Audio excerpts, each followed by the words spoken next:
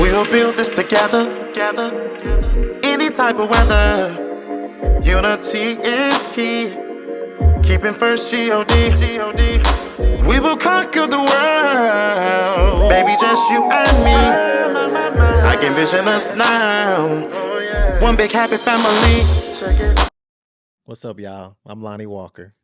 And I'm Latoya Walker, and welcome to Way of the Walkers.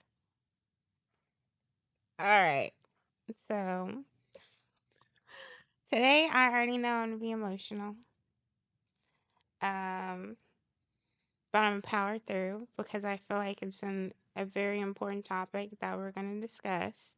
We had to get this couch so I can have my personal support person next to me, um, so we can talk about this topic. Yeah, so we're gonna talk about, you know, our children. We have three children with autism. So we're gonna talk about how having three children with autism has, I guess, impacted not only our lives but our marriage. Um, it's Autism Awareness Month, That's right. and so we're gonna give y'all probably more than a peek, but a look into um how we're handling having three children of autism. Now they're 21, 19, and 17. Yeah. But at one point, they were three, 1.5, and 0. Yes. And so it was something that definitely that was challenging that we had to navigate. And he's mentioning that because that was the time when our first child was diagnosed.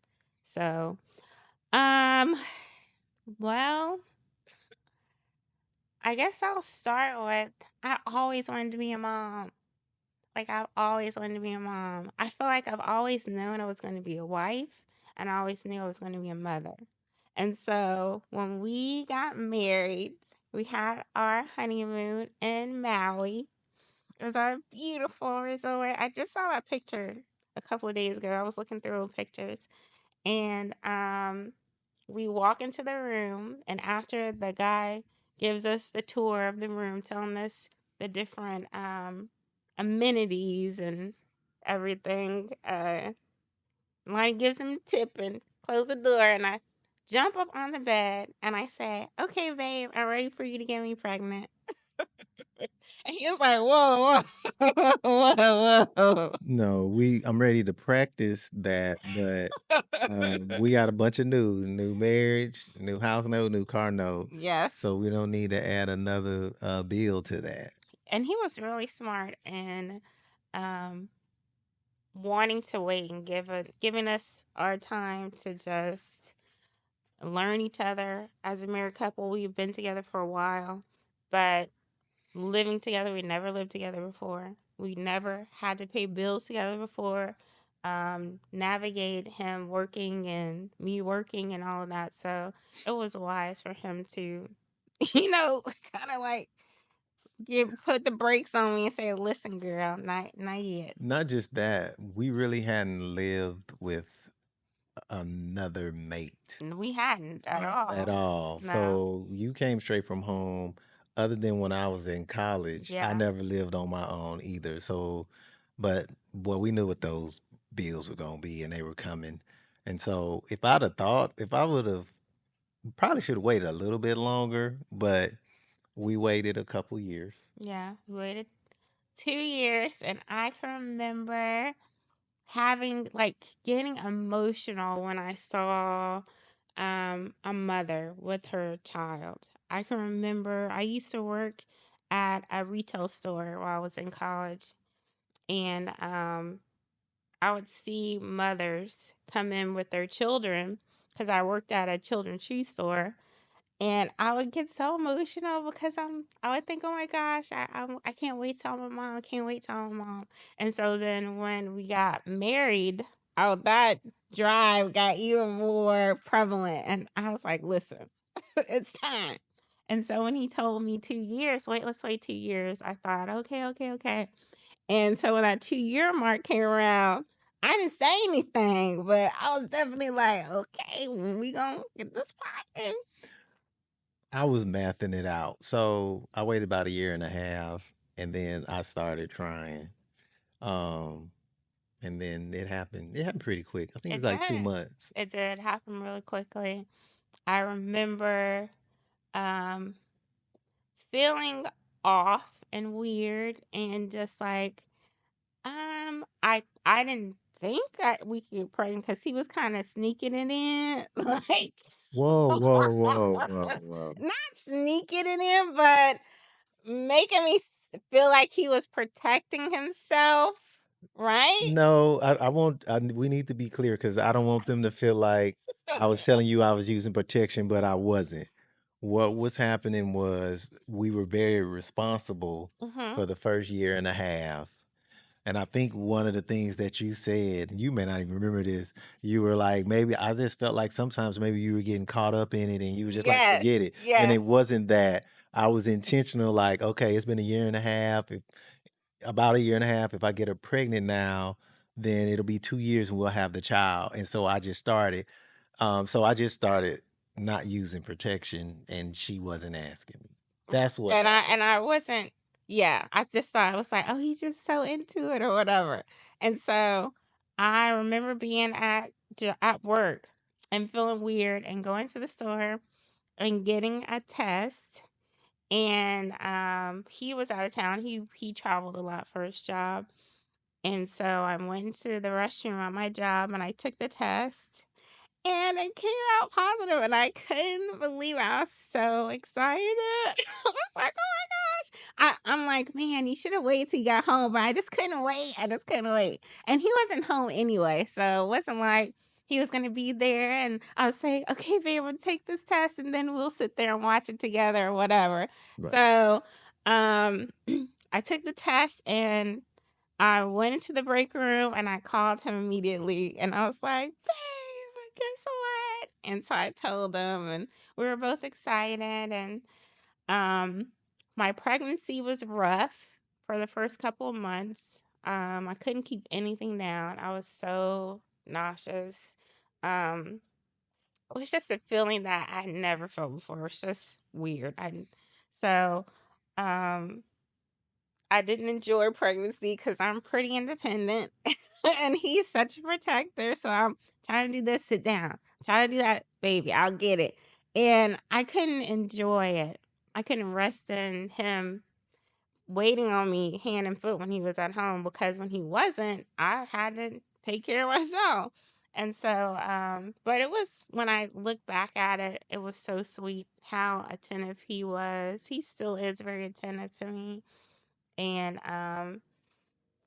we had Lillian soon after that. Hmm. It was interesting because um I was at my job and I left maybe about 2 months before because he didn't want me working anyway. I just had an understanding for myself that I'm like, I need to work. And he's like, you don't need to work. But that just was how I was built. And so when I got pregnant, he was like, girl, you need to come and sit your butt down. Right. And so you got to be clear because you want to make sure you're not sending. I I knew that she was pregnant, and at some point in the pregnancy, you quit working. Yes. You don't just keep working because you can. You take the maternity leave, go sit down, and be still. And so I felt like, well, I probably thought that at 3 months that it was that time, Yes, but he that's did. all. I just didn't want you overdoing it because I knew you was pregnant. Right. And so I was at work before I left and stopped working there completely. Um, and I was talking to people about when I would deliver our daughter, and someone told me to get some red raspberry tea because I was already over it. I was like, listen, get this shot out of me. And they said, okay, when it gets closer to the time that you want to deliver, you can take this tea and the contractions will come on. And they said, but I want to warn you that you need to be ready because the contractions are going to come on. And I'm like, okay. Well, we'll see. I'm gonna take, because listen, I was impatient. I was like, listen, I need you to get the shot out of me. I told you I didn't like really being pregnant. And so when came closer to the time I was supposed to deliver, we went to the health food store. I got the tea. I took it that night. That morning, I woke up, and it was early, early in the morning. And I knew I woke up not because I was just waking up, it was time to get up, but because something was not right. And I'm sitting there, and then the contraction came in. And what woke me up was a contraction. And so I was lying there and I felt the contraction. I was like, oh my gosh. And I laid there a little bit longer and I felt another one. They were really strong, and I thought, oh my gosh, this is it. This is it. And I got up and I was like, babe, it's it. This is it. I'm having contractions. I'm having contractions. And when I stood up, my water broke. And I was like, oh my gosh. Now, listen, when I thought about a water break, and I'm thinking about what happens on the movies all the time. Water breaks, and this is gush of water. And then you just, that's it. It's only one little moment of that. But, and so I put on some more pants, because I'm like, oh, I need to change because my pants are wet and everything. And of course, water kept leaking out. Water, amniotic fluid kept leaking out. And I'm like, oh my gosh. And I'm gonna change. I kept, and Lonnie's like, babe, we need to go. Like, what you changing for? That whatever busted is not gonna stop leaking. Right. Whatever busted. And so we got in the car, and oh my gosh, since my water had broken, the contractions were able to contract my uterus. And so it was extremely intense. And so we get to the hospital fairly quickly, but I was like, go, go, go. He's like, babe, I'm going. I'm like, what do you want me to do? Run through people? Yes. And so we get there, they give me in a wheelchair, they get me out to the room. And I get to have an epidural, which I was so very thankful for, because those contractions, she wasn't lying. That red raspberry tea. They were real, real serious. And so I got the epidural, finally was able to calm my body down. And then Lillian started to come. And I So I gotta tell this. okay. So we sitting there, everything's good. The nurse is like, "Hey, everything's good. The doctor's coming."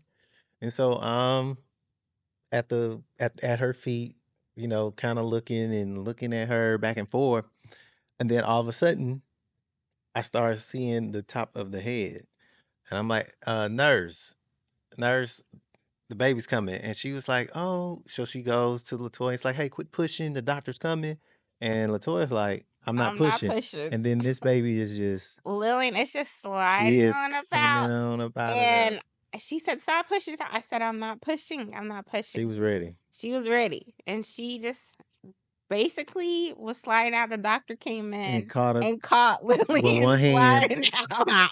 caught her just as she was coming out. Yes. And so all my dreams had come true because I had my baby, and she was one of the most, and of course, mom say that, but if I would have put a picture up of my beautiful No, baby, we gonna put a picture. listen, This child, she was woo, just gorgeous. She had the most pouty lips, chubby cheeks, and she came out with blue blue eyes. eyes, She came out with blue blue eyes eyes with and the good dark, dark hair. hair. Um, and she just was just beautiful. And I'm like, oh my gosh, I couldn't believe that this is my child. And it's crazy because as much as I wanted and desired and prayed for and even cried for a child, when they placed her on my chest, I had a feeling of overwhelming responsibility. I remember seeing, typically in like pictures and videos and movies and TV shows, of when that baby lays on that mother's chest, she's like, "Oh my gosh!" And it's like the whole world stops, and all the angels sing, and rainbows shoot out of the walls or whatever. I didn't have that same feeling. I had a feeling of just responsibility. Just it was almost like a heaviness of understanding that this child is going to depend on me. And it was going to be a difficult journey. And I don't know if that was God foreshadowing what was to be, but I it was undeniable, that feeling. And so time progresses, and um I when did I get pregnant? Hold on, when did you get me pregnant with Layla? They only a year and a half apart, so probably Lillian may have been one. Okay, so it was before that time that I was pregnant with Layla that I started to notice some things that were a little different with Lillian.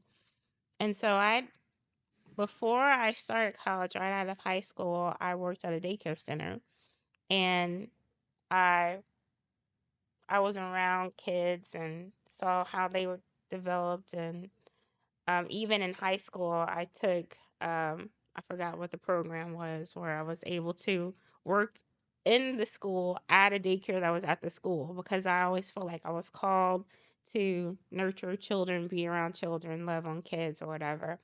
And so I was able to see that certain things weren't progressing like they should for Lillian. And so I had an idea of what kind of mom I was going to be before I had kids. I was going to be that mom that was super hands on. Helicopter parenting, I don't think was a thing back then, but probably a little bit of helicoptery was in my spirit. And I just wanted to really, because I knew I was going to be a stay at home mom, I wanted to pour everything into my kids. And so once I started noticing things were a little bit different with Lillian, I started to make all kinds of, um, I don't know, like learning tools for her. I would read so many books to her. I would try to teach her numbers and her letters and her colors, and nothing was really working. She um, found it. It was almost as if trying to teach her those things made her very uncomfortable, and she would even cry. And when she was walking, would run off away from me. Um, and I knew that was different, because most kids, when you're doing stuff like that, they want to sit down, they want to be engaged, because it wasn't me saying, Lillian, this is how you say it. Lillian, listen to this. It was, look at this bear. This bear is purple. Oh my gosh, we love the color purple. What other color? Other things are purple. And, being real like preschooly teacher. And she was not able to speak very well. She wasn't able to focus well on the things that I would talk to her about. It just wasn't, it was just different. I feel like I've been talking this whole time. Well, you telling your perspective of what you saw, Yeah, and then I think you came and talked to me about it, and I was like, well, she's just two, she'll be yeah, fine. And then we followed that up. We went to the doctor. yeah. So, and I guess the reason I'm speaking most about it is because you were in and out. Yeah, You were I in and wasn't out. You didn't, I wasn't it's present right. enough to really see what you saw. And a lot of the things that you know are the things that I told you, not the things that you were actually, um, I wasn't there. You just right. told me like this Yeah. happened and that happened. And so, yeah, by that time, I'd gotten pregnant with Layla, and Layla was young. Lillian was about 2, and I was very concerned about Lillian because the things I'd noticed when she was younger became more prevalent because she was older. And the things that you can kind of dismiss as, oh, well, she's so young, she probably wouldn't be able to do this, she probably won't be able to do that.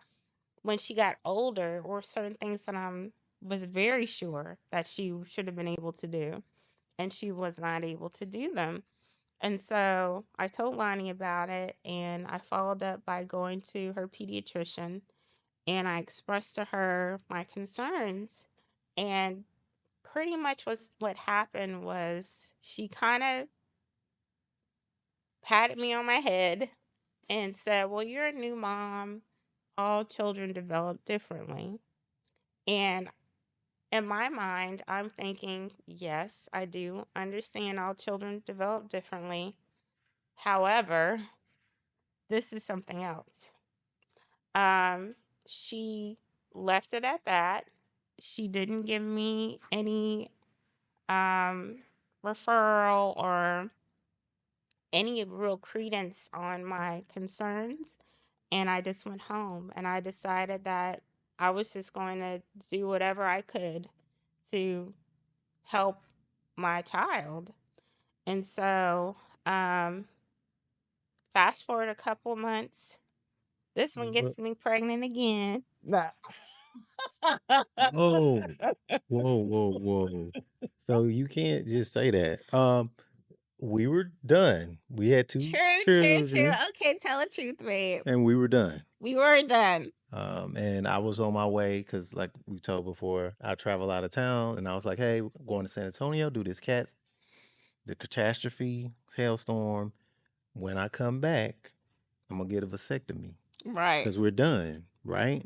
And I was like, And then what did you say? I said, I want another baby. No, I And need you to be more specific. I said, I want another baby.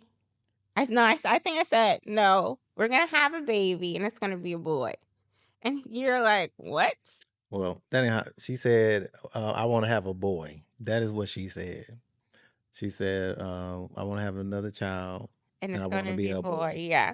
And I'm like, so we can do that. Like we can say, yeah, we want another one Right. that's a boy. Right.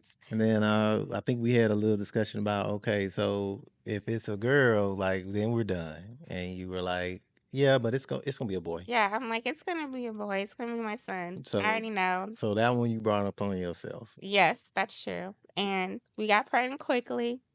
And it was a boy. Probably in San Antonio. No. Yeah, probably. And it was a boy.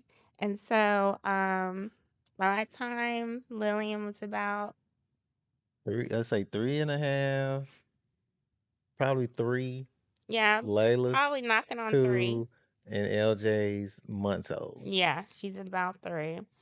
Um, well, this is before Lonnie Daniel was born. I was pregnant. I was pregnant now. And I was having one of them cravings. And so no, No, hold on. That's correct. Yeah, so you were pregnant with the and first. yeah, and I was having one of those cravings. Y'all know what I'm talking about. And so I asked my wonderful husband if he would go to Cold Stone and get me some. They had the best oatmeal Oatmeal ice ice cream. cream. And I love a good oatmeal cookie and I like me some ice cream. And so putting them together, I was like, listen. And so he was like, okay, babe, I'll go get you some oatmeal ice cream. So he goes up to Cold Stone. So I go into Cold Stone, it's right up the street. I walk in, and there's people sitting around eating ice cream. And so I get in line, and a little white girl named Katie walks up to me, and she says, "Hi, my name is Katie. What's your name?" And I said, "My name is Lonnie." And she said, "Okay, well, your name is Lonnie. It's nice to meet you, Lonnie." And I was like, "It's nice to meet you too." And then she walks off.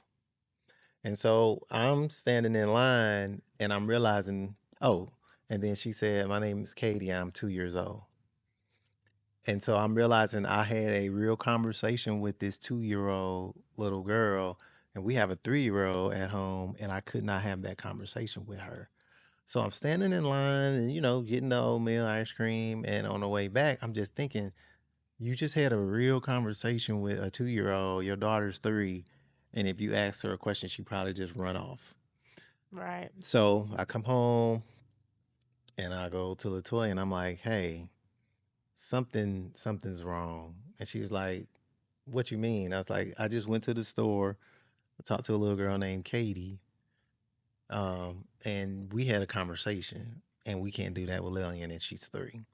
And then Right. she was like, yeah, I was trying to tell y'all there was something wrong, blah, blah, blah. Yeah. Well, I was like, I said, I know. I know. That's why I said, I And so I was know. like, so what are we doing? And she says, well, I went to the doctor, and she basically told me, quit worrying about it. She's going to grow out of it. She's young, and children develop different. And I was like, well, what can we do? And she's like, well, we need a referral to go to Texas Children, but she won't give a referral. And I said, okay. And he said, I'll be back. I said, I'll be back. And I didn't know where my husband went. So I drive up to the doctor's office. I asked to see the nurse and the doctor. And I was like, hey, my wife said she need a referral for Texas Children because, our daughter isn't developing the way that she's supposed to develop. And we can't get the help that she needs without the referral. And I was like, oh, Mr. Walker, you don't need it. She's fine. I was like, no, I'm not leaving here without this referral because if there's nothing wrong, then the referral's not going to hurt. I get the referral, we take them. They say she's fine, we good. I said, but there's something wrong. I said, but if not, you can give us the referral. And they reluctantly, they gave it to me because I told them, I said, I'm not leaving without the referral because we couldn't get the help that we needed for her without that. So finally, to get me to leave, they gave me the referral, came home, and I was like, babe, here's the referral. And oh my gosh. Dang it, I feel the emotions rising up. So I had been just trying to figure out how I could help my child. And I felt like no one was listening to me. No one was um, really concerned about what I saw. And even with him, he was kind of like, well, she'll grow out of it. And he wasn't there to see what I was seeing. And every day I would look at my baby and be like, I need some help. She needs some help. And I was not finding any help. And so I just poured everything I could. I just made all the little things and just like every day, just trying and trying and trying and not seeing real results.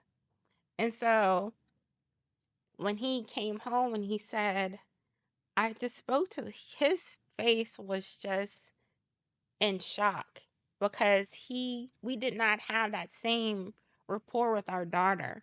If we said anything to her, she would sometimes repeat the last word that we said. So maybe I would say, Lillian, do you want some chicken? And she'd just say chicken and wouldn't say chicken that well. And she would just repeat it over and over, chicken, chicken, chicken. You want some chicken?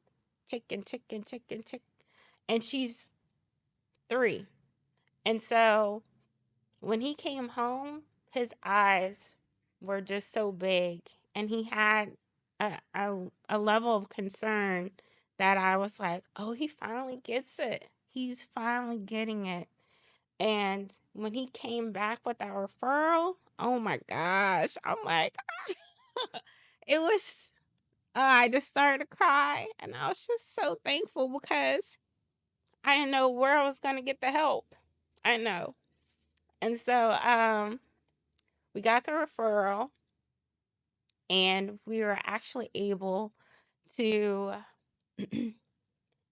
get Lillian in a school diagnosed, No, get her diagnosed through a school. now, it took some time to get to Texas Children because LJ is born by the time Yes, we get to where we're going and we're meeting and they're it's a meeting with the whole different process. doctors and It's the a whole people. process. So by the time we get to that, LJ's, so this is maybe 5 months later, something like that. And so, but before that, we had a referral to go to the school district, because anybody, if y'all don't know, if you're having issues with your child, developmental issues, you can go to the school district that your child is assigned to, and then they have people in place to test your children, and then they will implement the things that are necessary in order for your children to get services. And so we had the referral to the school, and we took Lillian to get, well, I took Lillian to get um, testing. And I can remember like it was yesterday. I had like my heart in my throat. I remember uh, watching The View, and Tony Braxton was on The View, and she was giving an interview about her child, and she was talking about autism, and she was saying that her son had autism. And as soon as I heard Tony Braxton say that, I immediately jumped up and I turned the TV off, because I knew that was what Lillian had. I knew it. I knew it. Tony Braxton didn't go into what the symptoms were or what to expect. She just started talking about it. And there was this emotion that just rose up in me, and I couldn't hear it. I couldn't hear it. And I jumped up and I turned the TV off, and I just looked at Lillian and I cried because I knew it. And so the day came that it was time for her to have her testing done. And Lonnie, he was out of town again. Of course, I was. And I remember taking our little baby boy and Layla, and we had one of those double strollers. We had so many little kids. And so I remember going into the building and them having me fill out this paperwork, and then them taking me out into another building that was a T building outside of the main building, and walking down the sidewalk. It was a cold day, and it was kind of gloomy looking, and there was a ramp that I pushed the stroller up, and then they opened the door, and I guided Lillian into the room, and then I pushed a double stroller through the door, and there was this table in this cold tea building that we sat down at, and they told us, okay, Mrs. Walker, we're gonna test Lillian. We're gonna take her over here, and over in the corner was like a little, almost looked like a mini daycare center, like a little rug and games and things on the wall. And I was to sit with our other children and with the other people who were giving me the paperwork to fill out. And so I'm filling this paperwork out, and one of the questions was, how many words does your child have? And I remember just thinking, I can't really write anything down. Not true, real, spoken, articulated words. I couldn't really write it down. And so they're asking all these other questions. Does your child pretend play? And I'm thinking, you know what? She doesn't. She doesn't pretend play. And so all of these things. And I'm like, okay, no, no, no. And then I'm sitting there, and they do their testing with Lillian. Then they bring her back and they set her down. And they said, okay, Mrs. Walker, we found that your daughter has pervasive developmental disorder, which is on the autism spectrum. And she's functioning at 18 months old. And by that time, she was almost 4. And she said, that she was functioning at 18 months.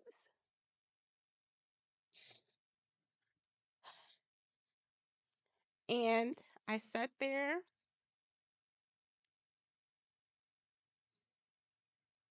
and I couldn't fully allow the emotions to wash over me. I sucked it up. Um, I listened to the diagnosis and I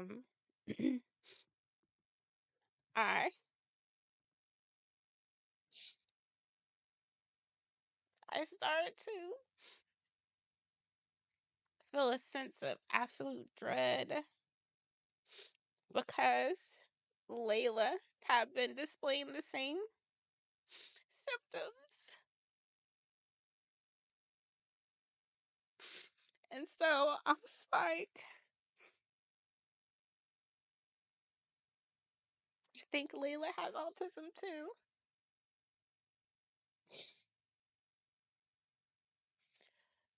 I packed the kids up and got in the car and I called Lonnie and he didn't answer.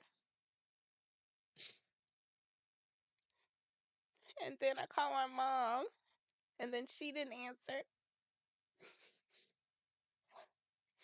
And then I called one of my aunts and she picked the phone up and I couldn't hold it back anymore and I just started wailing.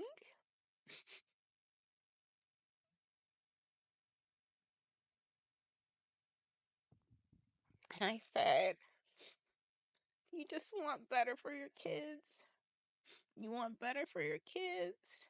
She said, what is going on? What is happening? What is happening, Latoya? What is happening? And I couldn't even speak it. Not only because of the fear that I have for Lillian, but also for the fear that I have for Layla. And so we had something that's called in home help. So when your child is developmentally delayed, then through the school they will send someone to your house to help your child. And um I can't think of what it's called right now, when it's occupational therapy. And occupational therapy is basically learning how to function within the world that you're in. And so the guy, he would come over and we Lillian and I would be downstairs with him. And during this time, it seemed like you were home because I remember you being upstairs with the other kids. Yeah, I think I remember like his visits, the black guy. Yeah. And so I remember him coming over and me pulling out all of my homemade stuff that I'm like, I had all this homemade stuff that I was trying to teach Lillian with. And he would sit on the floor and I would bring out my stuff and he'd bring out his stuff and it was like we were gonna do this together. And he would just be amazed by the things that I had made and the way that I would interact with Lily and talk to her and help try to teach her and be able to connect with her. And he would sit and watch us and he would say, I need to send moms over here so they can watch you. And I remember telling Lonnie that he would be so mad because Listen, man, you supposed to be coming over here. This isn't where you get educated, and that's the thing. You were already doing all the stuff that he was trying to implement. So to the point where he was just basically coming to our house, watching you interact, like making sure you're interacting with her in a proper manner. Now that's not, I don't want to blame him because he could have been new and maybe, you had downloads of things that you were to do that just he wasn't on that level. But yeah, I was mad because he's not coming over here to chill and take notes. He's over here. He's supposed to be helping. Yeah, and that's exactly what he was doing. He's exactly what he was doing. He was sitting there and he was taking notes and he was like, "Oh, I didn't think about that. I'm gonna Oh, take a and picture of this. I'm gonna take a picture of yes, that. Oh, I'm gonna do yes." that, and then send it to other moms, not for free. But yeah, the stuff that I made, it was pretty cool because it was like just all kinds of stuff. And then I would get it laminated and Mm. go, we get it laminated. And it was just this file. And then I would just find everyday little things as a teaching tool for the kids because I just felt like I was always wanting to teach them as much as I could in every way and not feel like you were being taught, you know? So I wanted to do it in a way that I just felt like normal. I remember in her room, in Lillian's room, I printed out words and put it on just like On the every door. surface, like Mhm. door, window, wall, toy box, just every, and I would go in there, oh, look at this door. And I'll point at the word door. Oh my goodness, is this your toy? Give me that toy. And so all the time. People tell me sometimes, I think you were meant to be like a preschool teacher or something like Elementary school teacher. Yeah. um so he was coming in. We were after a certain I forgot. It's kind of like a muddy because when you're in a traumatic space, sometimes all the details are kind of muddy. But Lillian eventually started going to school. Mm. She would go to school, and it was intervention, early intervention is what they called it, Half a day. half a day, and it would be for a couple of hours every day, of course, Monday through Friday. And I cannot for the life of me remember exactly how we received the referral for Layla. We got the referral from Layla because when Lillian got diagnosed, they looked at Layla and they said she might be. No, that was Lonnie Daniel. Well then we probably just asked for another referral Um, then, and they gave I, us I think it was because I'd started to see similar traits in Layla. And so we received a referral for Layla. And we went to that same T building. This time I just had Lonnie Daniel because Lillian was in school. And took her in there. They did the same tests, and she was diagnosed the same way that Lillian was diagnosed. She started school along with Lillian, and I still had, I guess, a hope that it was something else, even though I knew it from the beginning, even with the Tony Braxton thing and the diagnosis and everything. But that Texas Children Hospital referral finally came in, and they had an autism wing where they just specialize in diagnosis and treatment of children with autism. And so we finally got to take the kids to Texas Children. And so we took the girls, and Lonnie Daniel was with them, and we had them go and do all the tests. And at the end of their testing, the administrators came over to me and said, "Well, Miss Walker, we're not going to change the diagnosis because we agree with them." And as we were watching and observing your daughters, we also noticed your son, and we believe that he needs to go get tested as well. And at that time, I did not think Lonnie Daniel had autism. He was so much further along than the girls. Um, and I was like, "Oh no, no, no, no! They're mistaken. Not Lonnie Daniel. Not he's not LJ. We used to call him LJ, L Jiggy. We call him Jiggy all the time. Not Jiggy, not Jiggy. He's not him, right?" And so I did my due diligence, however, and I went with him by myself because the girls were in school. Lonnie wasn't home. He wasn't able to be home for any other diagnosis. And so we went to the same cold tea building and sat at the same table. And they took him to the area where he was to be tested. And I sat down and filled out the same paperwork.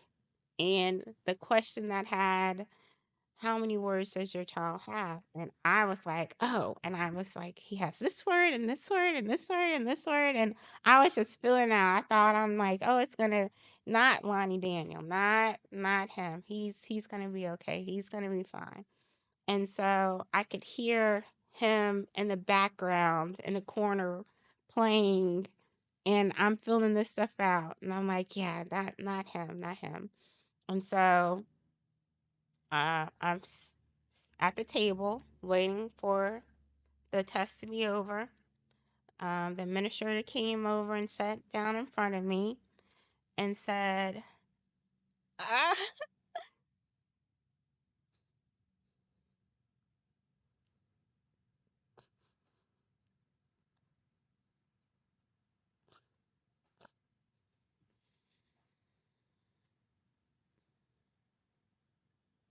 and said, Mrs. Walker, we found that your son has pervasive developmental disorder, which is on the autism spectrum. And I just sat there with a blank face. And she was like, Miss Walker, Miss Walker. And so I gathered him up and went home.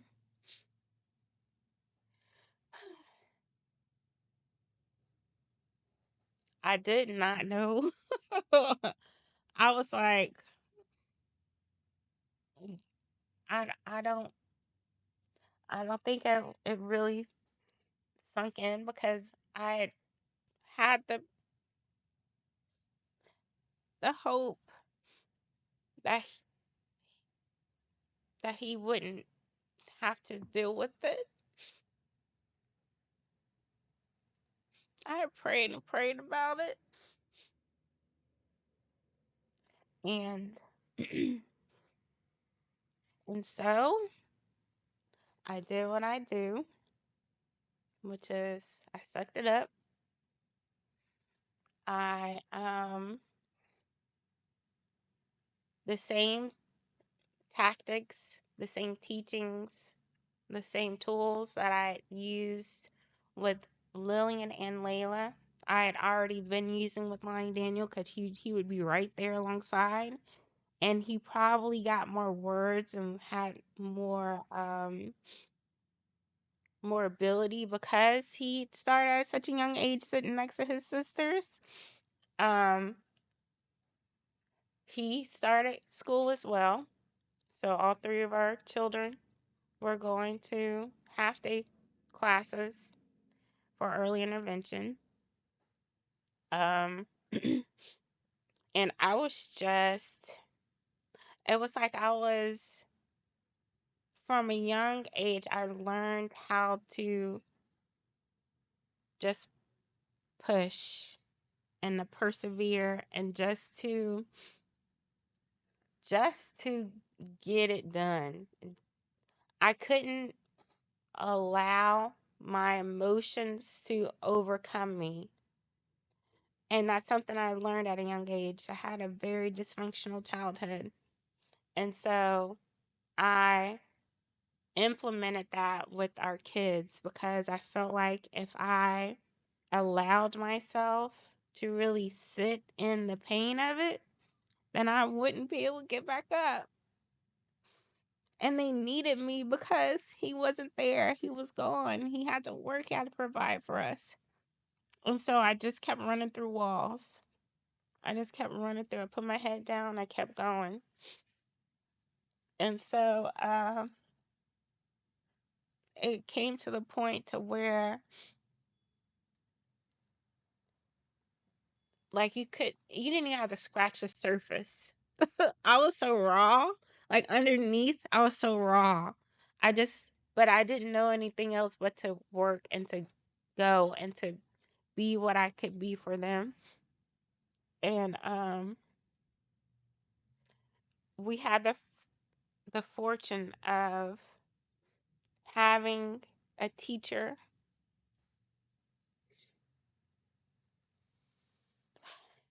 Her name is Miss Rachel. And when you get a diagnosis for your child, back then for sure, I'm not sure how it is now because our kids are, our oldest is 21. It was kind of like you get the diagnosis and it was kind of like, okay, and you kind of had to figure it out yourself. And so Miss Rachel had been Lillian's teacher and then became Layla's teacher and then became Lonnie Daniel's teacher. And when she became Lillian's teacher, she actually had a different teacher when she first started school. And that teacher, she was nice enough and everything. I would drop Lillian off and do the wave and all of that, pick her up, do the wave. But when I probably halfway through the semester of when Lillian started school, Miss Rachel came in and she took over the classroom. And Miss Rachel was different. Like, Miss Rachel, she had such a desire and a passion and a gift to not just serve the students, but minister to the parents. She took me, and there are these meetings that you have to go through as a parent with a special needs child, and they're called ARD meetings. And basically, the meetings are set up where you go in and you talk about the goals that your child are going to meet over the year and what they're going to implement in order for your child to meet those goals. And you have administration there, you have a psychologist in there, you have therapists in there, like speech therapists, occupational therapy, physical therapy, whatever therapists in there, and you have the teachers in there, and it's this whole table full of these professionals, and then it's just the parent, and you're sitting there. For me, I sat there with a broken heart because we just got the diagnosis for Lillian. And then you have to listen to the weaknesses that your child has and how they're going to help them hopefully turn those weaknesses into strengths. And it's very difficult because it's like you going in and sitting down in front of people and they point out your weaknesses. That's just imagine that happening with your child who is already struggling so bad. And then you're sitting there with all these people speaking over your head because you don't know the jargon, you don't know the vocabulary, you don't know the definitions, you don't know the acronyms, you don't know the legal ramifications. It's paperwork after paperwork and sign this and look at that and agree to this, and it just stacks up. And then when you multiply that with 3 kids, oh my gosh. Oh my gosh. I had to actually have literal file cabinet thing for our kids with all their paperwork. I'm so thankful they start emailing stuff. But Miss Rachel, she taught me about art. She actually was like, okay, when they say this, it means that. When they say this, it means this. You have the right for this. They're legally obligated to do that. And she opened my eyes and gave me the empowerment that I needed to advocate for my children. And had it not been for Miss Rachel, oh my gosh. And just in that aspect of it, just the aspect of the practical understanding of having a child with special needs and going through the process of getting them the help that they need. Oh my gosh, it was so wonderful. And she did that. She did that with such dedication. She would call me and be like, "Okay, Miss Walker, we're going to have an art this weekend or this week. Let's go over it." And we would go page to page, and she would help me understand because I didn't get it. I didn't understand. How could I? And so I was so thankful for Miss Rachel with the practical part, but also God had placed her in our lives to minister to us as well. So one day,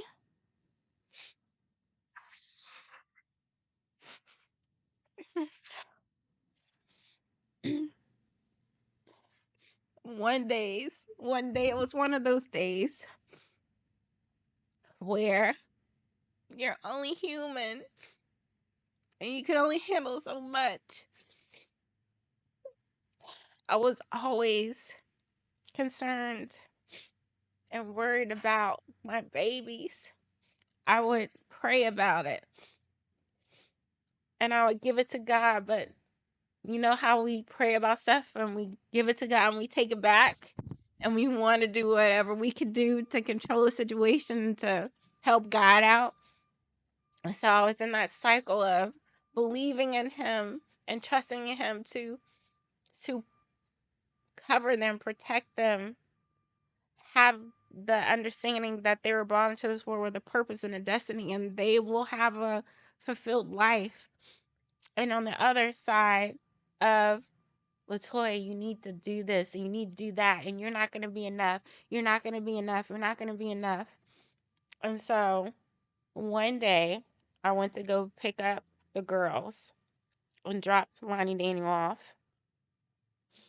And Miss Rachel comes out and I say, "Hey, Miss Rachel, what did you guys work on today?" Because I was very much about, okay, what are y'all working on so I can work on it at home? What were they struggling with so we can work on it at home? And so I asked, I said, "What did you guys work on today?"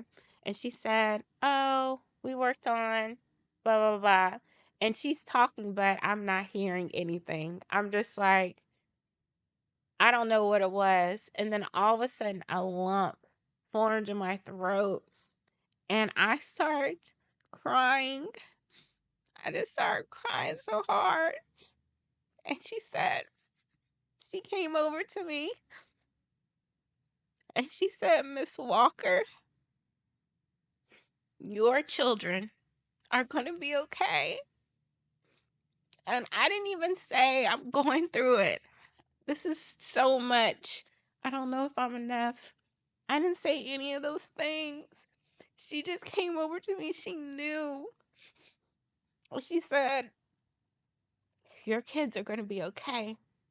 She said, "Your kids are going to be okay." And she said, "I see the work that you do. I see what you pour into them. They're going to be okay." And I just held on to that. And it gave me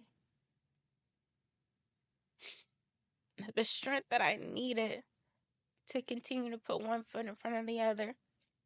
Because at that time, I give the analogy of me being in like a black, dark sea where you can barely see your hand in front of your face. And then the water is just choppy and waves are coming over and crashing over your head, and you're getting yourself back up to the surface to breathe. And then all of a sudden, I see Lillian fall into the water. And so I swim over to grab her, and I'm holding her up over the water, and I'm trying to keep us up over the water. And a wave comes and crashes over us. And then we come back up to the surface, and I see Layla. She gets thrown into the water. And so I grab Lillian, and I go over to grab Layla. And I get her in the other arm, and I'm so tired. And I can't breathe. And another wave comes and hits me, and we go under. And we're struggling to get to the surface because I'm trying to hold both of them up. And then I see Lonnie Daniel, and he's thrown into the water. And all I could do was watch him sink. And I felt like that was my life. I feel like that was my life every day. That I was constantly struggling to keep them afloat. And it was all on my shoulders. It was all on me. But that day when she saw me, God sent her to give me a lifeboat so I could put them on there and get them to safety. And I held on to those words every day. I would remember those words, and I would repeat those words. And I would say, Miss Rachel said they're going to be okay. Miss Rachel said they're going to be okay. Miss Rachel said they're going to be okay all the days where I doubted it. And I was seeing where they weren't progressing like I feel like they should have. I held on to those words, and I kept walking, and I kept pushing, and I kept praying. And I still hold on to those words. Right in this moment, I hold on to those words.